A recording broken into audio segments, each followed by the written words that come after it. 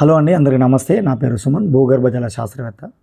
ఇప్పుడు ఈ షాట్‌లో చూస్తున్నారు కదా! ఇది ఒక మినరల్. ఇది రాయి కాదు. సరే, దీన్ని పలుగు రాయి అని అంటాం. అంటే రైతులకి మినరల్స్ వేరు, రాళ్ళు వేరు అనేది చెప్పడం కోసం ఈ వీడియో చేస్తున్నా.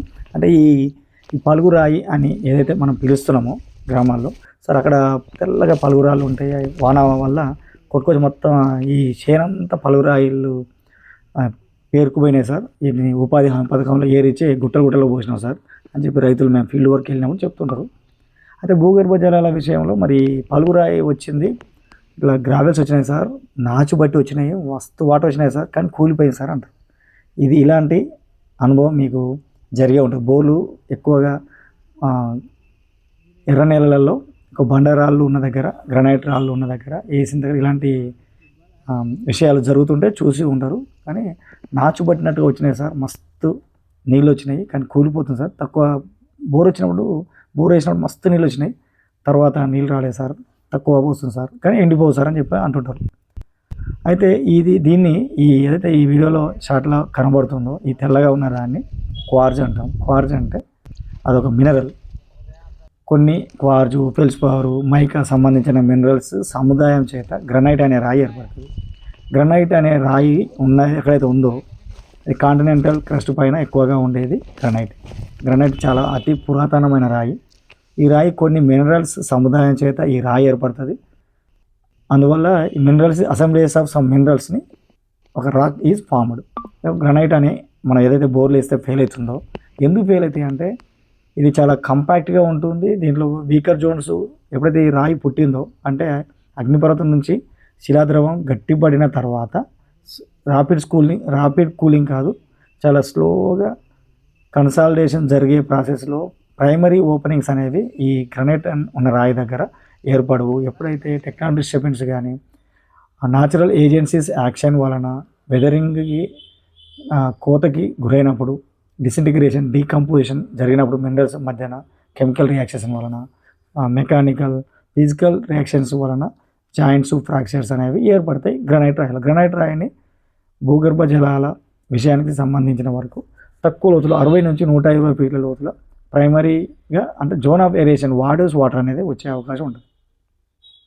వాడోస్ వాటర్ అంటే భూమి ఉపరితలానికి కిందికి 20 నుంచి 30 మీటర్ల మధ్యలో, అంటే 60 నుంచి 90 ఫీట్ల మధ్యలో డిసింటిగ్రేషన్, డీకంపోజిషన్ వలన ఇక్కడ మట్టి పొరలు, అంటే highly weathered material, semi weathered zones అనేది ఉంటాయి.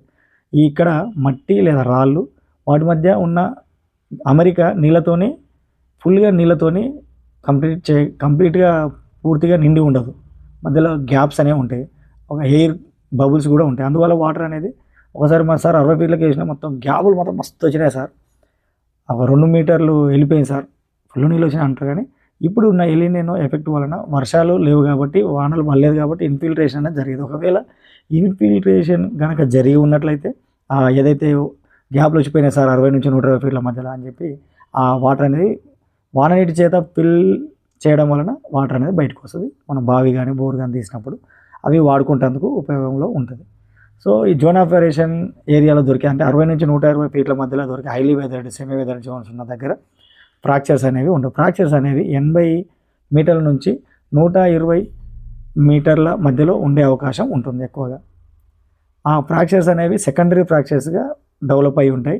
టెక్టానిక్ డిస్టర్బెన్స్ కావచ్చు, మినరల్స్ డిసింటిగ్రేషన్ జరగడం వలన ఈ గ్రనైట్ రాయిలో మార్పులు అనేవి లోనయ్యి జాయింట్స్, ఫ్రాక్చర్స్, సెమీ ఫ్రాక్చర్డ్ అని మెటీరియల్ అనేవి ఏర్పడతాయి. ఏమైనా ఇంట్రూషన్స్, గ్రనైట్ ఇంట్రూషన్స్ అంటే ఏమైనా formation of the granite rock, some stranger material is entered into the country rock, then dikes are formed. Dikes, different structures are different types are there. Dike, cone dike, batholith, laccolith, conolith, lopolith, sill, so many variations are available.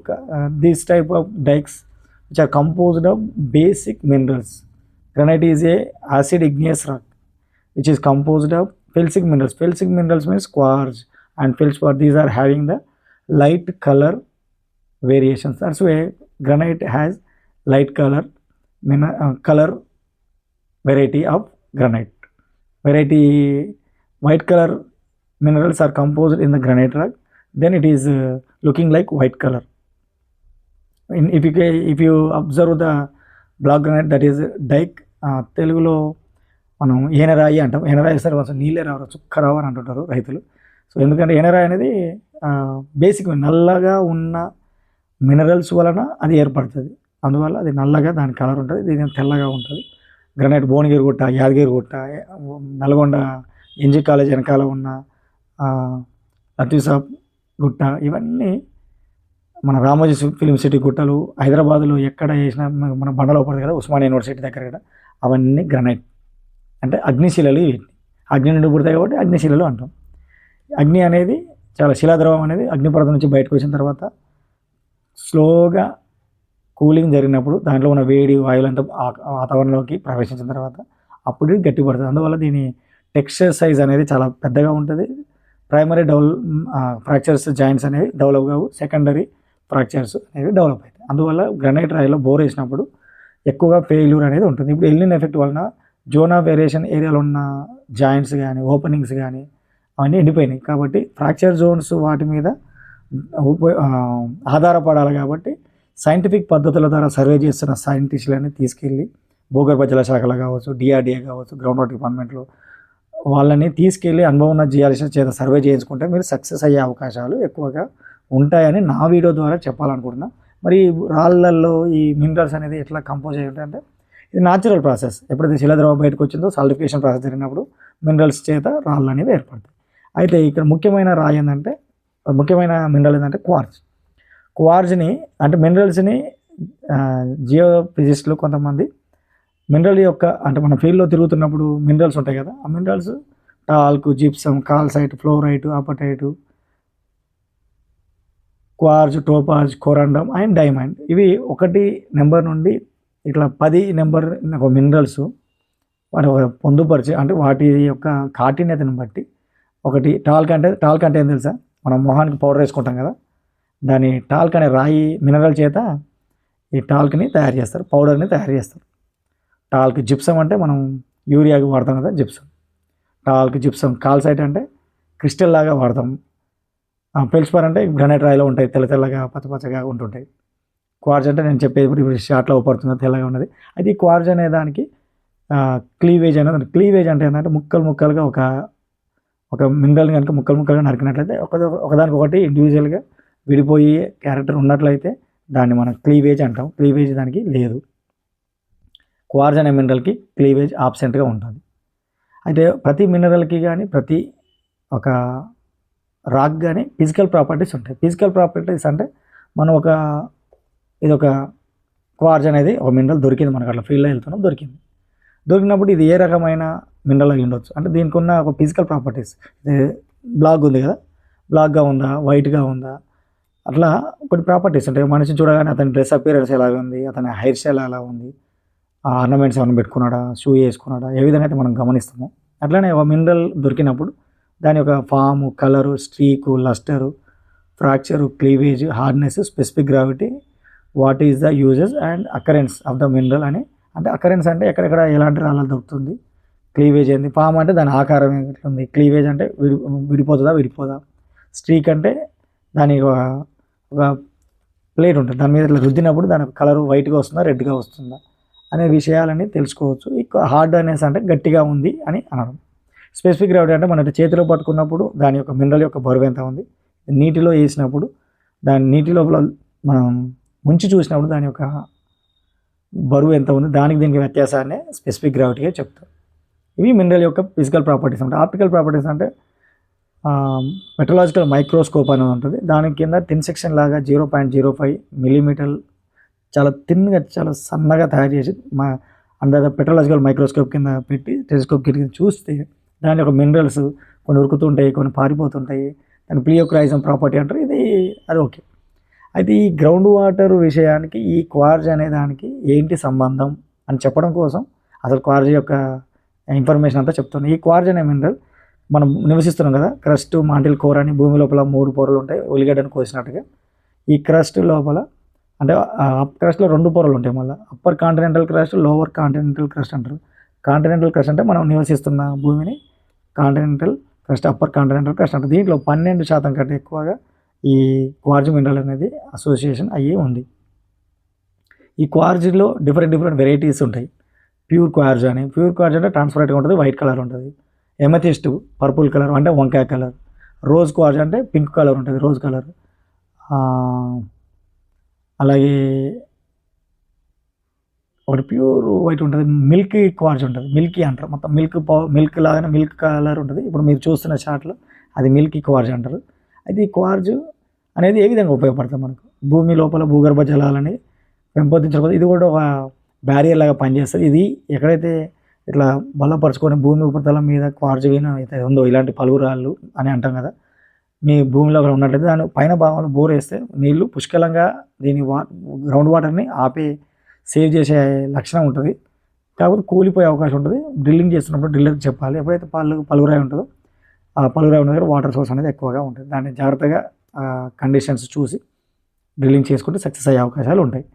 ఈ జనరల్గా మరి ఈ quartz mineral అనేది ఏ విధంగా ఉపయోగపడుతుంది మనకు నిజ జీవితాలు అంటే, మనం మొబైల్ వాచ్ పెట్టుకుంటాం కదా, మన చేతి వాచ్లో, రిస్ట్ వాచ్లలో, అలాగే వాల్ క్లాక్లలో ఉపయోగపడుతుంది. పీజో ఎలక్ట్రిసిటీ అనేది దీనికి ప్రిసైజ్గా అంటే కరెంట్ బాగా పాస్ చేస్తుంటుంది. అందువల్ల దీన్ని ఎక్కువగా ఎలక్ట్రికల్ డిపార్ట్మెంట్లో ఎక్కువగా వాడుతుంటారు. దీన్ని క్వార్జ్ అంటారు. క్వార్జ్ అనేది రాయి కాదు, క్వార్జ్ అనేది మినరల్. ఇది ఇగ్నియస్ రాక్లలో, సెడిమెంటరీ రాక్లలో, మెటమార్ఫిక్ రాక్లలో సిలికా మెటీరియల్ ఉంది అంటే అది క్వార్జ్. దీని కెమికల్ కంపోజిషన్ వచ్చేసి ఒక సిలికా ఆటం, 2 ఆక్సిజన్ ఆటంల సముదాయం చేత క్వార్జ్ అనే మినరల్ ఏర్పడుతుంది. ఇది అండి ఈ భూగర్భ జలాల విషయంలో క్వార్జ్ అనేది చాలా ప్రాముఖ్యతను కలిగి ఉంటుంది. మేము ఫీల్డ్కి వెళ్ళినప్పుడు ఈ భూగర్భ జలాల విషయంలో అక్కడ సైట్ విజిటింగ్ చేసినప్పుడు లిథాలజీ ఏంటి, రాక్ టైప్ ఏముంది, సాయిల్ టైప్ ఏంటి, హైడ్రోజియలాజికల్ కండిషన్స్ ఏంటి, ఏమైనా ఇంట్రూసియన్స్ క్వార్జ్ వీన్ ఉందా, లేకుంటే డైక్ ఉందా అనే విషయాలు మేము అబ్జర్వ్ చేసి ఫిజికల్ మెథడ్స్, జియోఫిజికల్ మెథడ్స్ ఉపయోగించి రెసిస్టివిటీ డేటాని కలెక్ట్ చేసి ఇంటర్ప్రిటేషన్ చేసి రైతులకి ఎవరికైనా ఎంత లోతులో అసలు ఏముంది, భూగర్భ జలాలు ఎట్లా ఉంది, ఇంటీరియర్ స్ట్రక్చర్ ఏ విధంగా ఉందని మేము చెప్తాం. సక్సెస్ రేట్ అనేది అక్కడ ఉన్న హైడ్రోజియాలజికల్ కండిషన్స్ బట్టి, అక్కడ ఉన్న వర్షపాతాన్ని బట్టి, అక్కడ ఉన్న మినరల్ కాంబినేషన్ బట్టి, రాక్ టైప్ని బట్టి భూమి లోపలికి ఎంత వాటర్ అనేది ఇన్ఫిల్ట్రేషన్ జరుగుతుంది అనే దాన్ని బేస్ చేసుకొని భూగర్భ జలాలు అనేది నిల్వ ఉంటుంది. అది సైంటిఫిక్ పద్ధతులను వాడి భూగర్భ జలాలని కనిపెట్టవచ్చు అక్యురేట్గా. అక్కడ ఎంత లోతులో ఫ్రాక్చర్స్ ఉన్నాయి, జాయింట్స్ ఉన్నాయి, నల్లరాయి ఎంత లోతులో వస్తుందని చెప్పవచ్చు. మీరు నా వీడియోలు చూస్తున్నట్లయితే ప్రతి వీడియోలు చేసిన పాయింట్లు, ప్రతి పాయింట్ ఒరిజినల్గా ఏం జరుగుతుంది అదే చెప్తాను. ఫీల్డ్ లోపల ఏముంది, అక్కడ ఏం జరిగింది అనేది రైతుల యొక్క ఫోన్ నెంబర్స్ కూడా ఇవ్వడం జరిగింది. వాళ్ళతో కాంటాక్ట్ అయ్యి నిజమైన సైంటిస్టులు చేస్తున్నారా, భూగర్భ జలాలను నిజంగా కనిపెడుతున్నాయా, వాళ్ళు వాడుతున్న మిషన్స్ అని తెలుసుకోవచ్చు. అడిగి మీరు మమ్మల్ని సర్వే కోసం పిలుచుకున్నట్లయితే మీరు సక్సెస్ అయ్యే అవకాశాలు ఎక్కువగా ఉంటే, గుడ్డిగా నమ్మి నష్టపోవద్దు ఈ ఎల్నినో ఎఫెక్ట్లో అని చెప్పి నా వీడియో ద్వారా రైతులకి సైన్స్ ద్వారా అవగాహన రప్పించడం కోసమే ఈ మినరల్స్, రాక్స్ గురించి, జియాలజీని నేను చాలా ఇష్టపడతాను. సో జియాలజీ అంటే మనం నివసిస్తున్న భూమి మీద మాత్రమే భూగర్భ జలాలు ఉన్నాయి. భూగర్భ జలాలు భూమి చుట్టూ సముద్రం ఉంది కదా, సముద్రంలో ఉన్న ఉప్పు నీరు మనం తాగడానికి ఉపయోగపడదు, వ్యవసాయానికి ఉపయోగపడదు. 97% ఉప్పు నీరే ఉంటుంది మన భూమి ఆవరణ చుట్టూ. కేవలం 3% మాత్రమే మంచినీరు ఉంటుంది. అందులో 1% భూగర్భ జలాలు ఉంటాయి భూమి లోపల, మట్టి లోపల, రాళ్ళ లోపల. మిగతా అంతా 1% వాతావరణంలో ఉంటుంది, 1% ఐస్ రూపంలో ఉంటుంది. ఈ భూమి లోపల ఉన్న 1% నీటి కోసమే మీ రైతులందరూ బోర్లు వేస్తున్నారు. దానికోసమే కొబ్బరికాయలు అంటున్నారు, డౌజింగ్ మెథడ్స్ అంటున్నారు, సైంటిస్టులను పట్టుకొస్తున్నారు, మ్యాపింగ్స్ అంటారు, surface methods, geophysical methods, gravity methods, different types of geophysical methods వాడి భూమి లోపల ఉన్న స్ట్రక్చర్ డిస్టర్బెన్స్ని, ఫాల్టా, ఇంట్రూషన్స్ ఏమున్నాయి, డైక్స్ ఉన్నాయా, లేకుంటే క్వార్జ్ వీన్స్ ఉన్నాయా, వెదర్ కండిషన్స్ ఉన్నాయా, ఫ్రాక్చర్ జోన్స్ ఉందా, సెమీ ఫ్రాక్చర్ ఉందా, శాండ్ ఎక్కడ ఉంది, కూలిపోతుందా, ఏంటి అన్ని విషయాలు సైంటిఫిక్ పద్ధతుల ద్వారా సర్వే చేసి భూమి లోపలికి మనం కృత్రిమంగా కరెంటుని పంపించి ఎలక్ట్రోడ్స్ ద్వారా రెసిస్టివిటీని కనుక్కుంటాము. దానివలన భూమి యొక్క డిస్టర్బెన్స్ ఏమన్నా స్ట్రక్చరల్ డిస్టర్బెన్స్ ఉందో తెలుసుకోవచ్చు.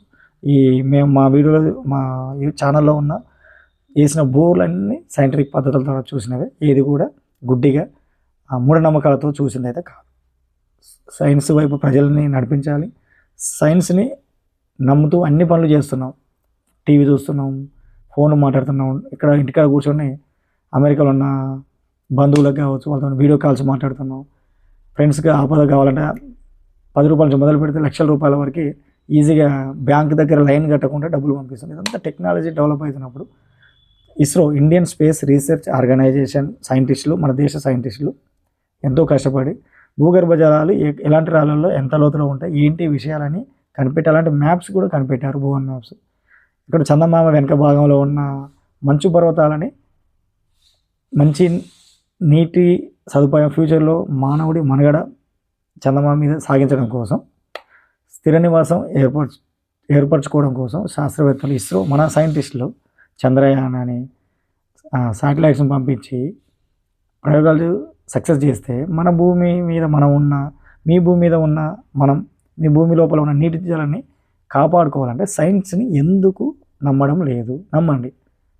మీ ఆలోచన విధానాన్ని, మన థింకింగ్ని మార్చుకుంటే మన జీవితం ముందుకు సాగే అవకాశం ఎక్కువగా ఉంటుంది. మూసధోరణిలో పోయింది చాలు. ఈ ఎల్నినో ఎఫెక్ట్ వల్ల కూడా మళ్ళీ మేము అదే పోతామంటే మీరు ఆలోచించాలి. రైతులారా, నా వీడియో నచ్చితే లైక్ చేయండి, నచ్చుకుంటే డిస్లైక్ చేయండి, కామెంట్ బాక్స్లో కామెంట్ పెట్టండి. సైన్స్ని నమ్మి ముందుకు సాగాలని ఎన్నో పనులు చేస్తున్నాం, ప్రతి ఒక్క పని చేస్తున్నాం. మరి కార్లలో తిరుగుతున్నాం, బస్సులలో తిరుగుతున్నాం, వేరే ఏరోప్లేన్లో పోతున్నాం, ట్రైన్లో పోతున్నాం, ఏ టైంకి వస్తుంది ఏంటి అన్నీ తెలుసుకుంటున్నాం.